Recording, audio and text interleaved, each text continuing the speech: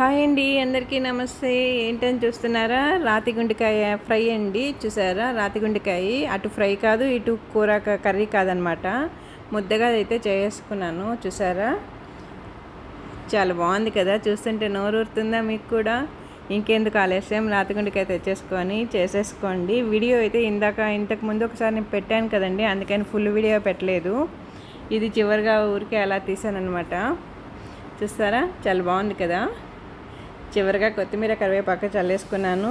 బాగా కలిపేసుకొని ఇంకేముంది, స్టవ్ కట్టేసుకొని తినేయడమే అనమాట.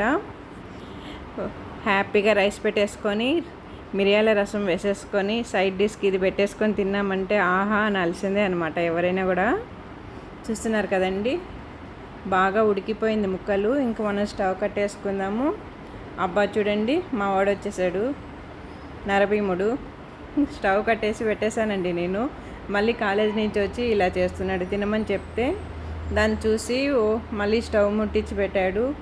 మనం చేసిన రాతి గుండెకాయ మొత్తాన్ని చుట్టూ సర్కిల్లా పెట్టేసుకొని సెంటర్లో ఎగ్ అయితే కొట్టివేసాడు. ఎగ్ అలా 1 మినిట్ అలా బాయిల్ అయ్యాక మొత్తం కలిపేసుకున్నాడు. చూడండి, నరభీమ వంట. నేను చేసిన వంట అంతా స్టవ్ బాగుండింది. బాబు వచ్చి చేసేసరికి నా స్టవ్ చూడండి ఎలా అయిపోయిందో. మళ్ళీ నాకు పని పడిందనమాట. ఇదిగో చూడండి స్టవ్ ఎలా అయిపోయిందో. పెద్ద 5 స్టార్ హోటల్లో చెఫ్ చేసినట్టు చేస్తున్నాడు కదా. నరభీమ వంట అంటే ఇలాగే ఉంటుంది, కాకపోతే ఇంట్లో వాళ్ళకి మళ్ళీ కాసేపు పని పడుతుంది అనమాట. చూడండి, మధ్యలో నన్ను భయపిస్తున్నాడు వీడియో తీస్తున్నాను అనేసి. కానీ బాగుందండి. ఈ వీడియో కానీ మీకు నచ్చినట్లయితే నా ఛానల్ సబ్స్క్రైబ్ చేసుకొని లైక్ ఇవ్వండి. మీరు ట్రై చేయండి. చాలా అంటే చాలా బాగుంది ఇది. రోటీలోకి ఇంకా సూపర్గా ఉంటుంది.